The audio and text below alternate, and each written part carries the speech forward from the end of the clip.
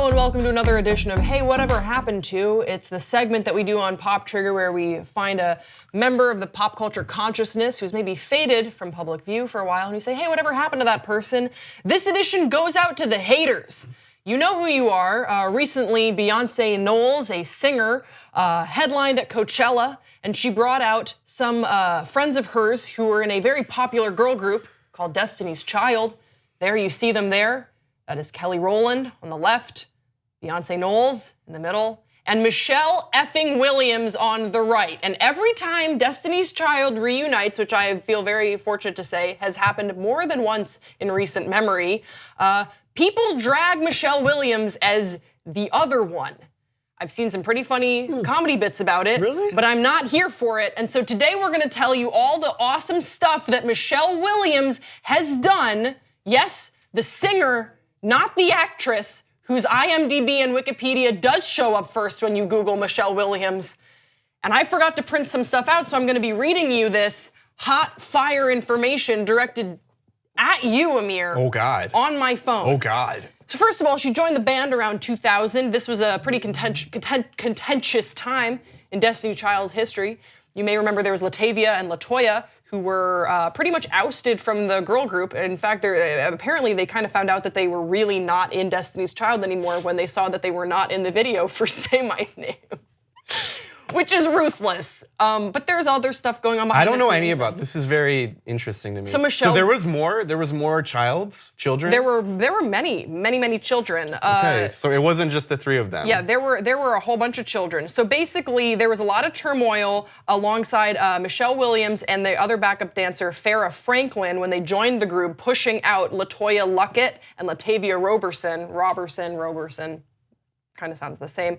Then they both split, and then Farrah Franklin kind of was quietly no longer in the group. She said that it was attributed to negative vibes, but Michelle Williams, the angel saint that she is, stuck it out and was able to be a team player for what is, and I want to make sure I get this right, a girl group with over 60 million records, of which more than 35 million copies were sold, with Williams in the lineup of the trio.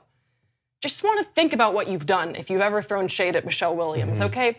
So during the group's hiatus, she released her debut solo album, which I know you have all heard, called Heart to Yours in 2002, and it topped the US Gospel Album Chart. You piece of garbage. And it became the best-selling gospel release of the year.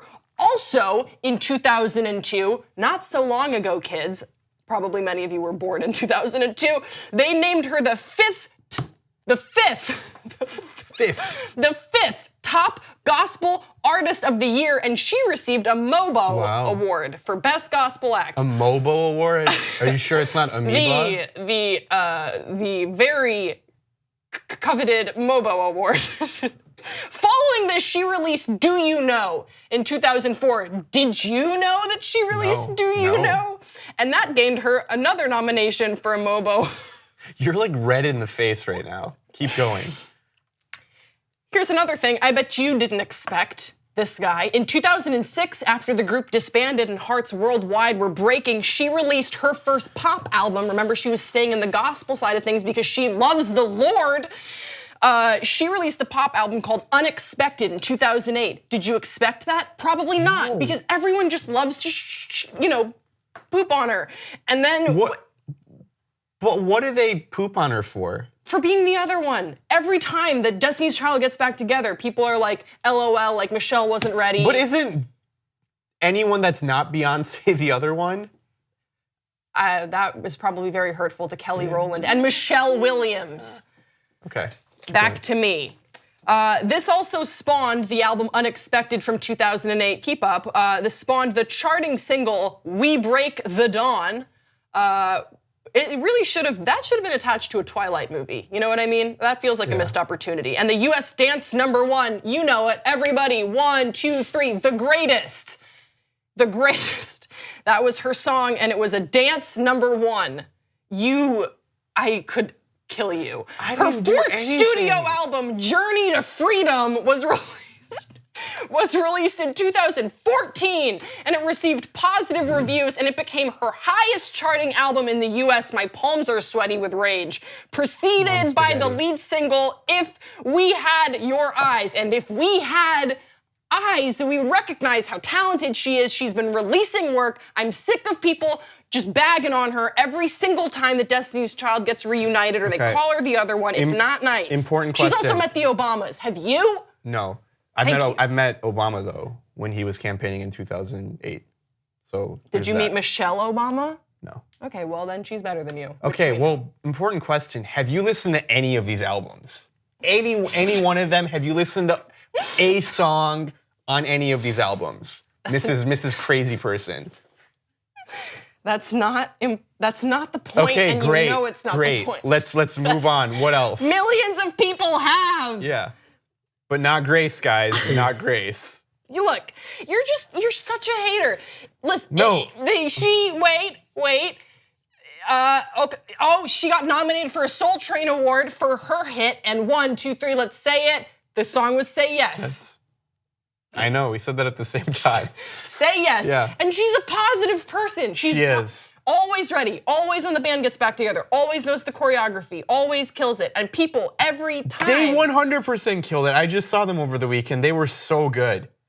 And like, a lot of people were leaving because they're like, oh, she just brought out Jay-Z. She's also been on Broadway, idiot. Wow. And on the West End. Okay, what else?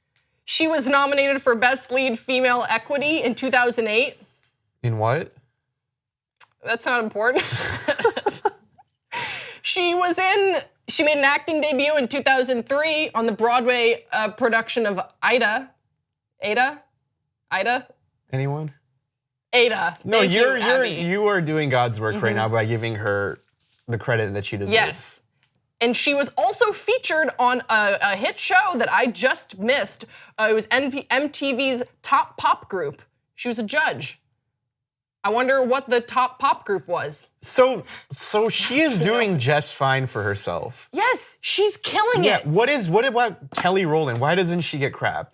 Is she also killing it? On the same level as Michelle Williams? As we established, Michelle Williams loves the Lord, and her debut album was a gospel. Because she is more religious, like outspokenly religious, she gets crap for that. No, not that. I just mean that like her first works, some might say, I wouldn't, were a little more niche. Kelly Rowland branched out into some more EDM. She collaborated with Lil Wayne. You know, I don't think she deserves the hate. Because like that's like where their roots are. Thank you. And I hope you all learned something today, and that is that Michelle Williams is the queen we are not worthy of. Share this with your friends. We'll see you next time on Pop Trigger.